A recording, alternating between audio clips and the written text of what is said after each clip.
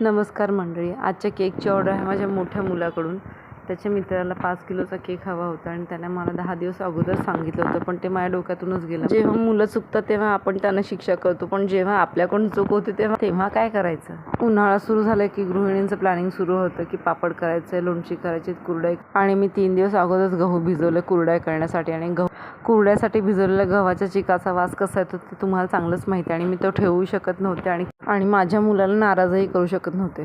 Cake संध्याकाळी 8 वाजेपर्यंत पाहिजे होता, म्हणून मी सकाळीच कुरड्या घालून घेतल्या आणि दुपारनंतर लागले केकच्या तयारीला. आणि तो 3 लेअरचा केक 5 किलोचा 3 फ्लेवरमध्ये कसा बनवला, काय काय ट्रिक यूज केल्या याचा डिटेल व्हिडिओ मी नेक्स्ट टाईम अपलोड करेन.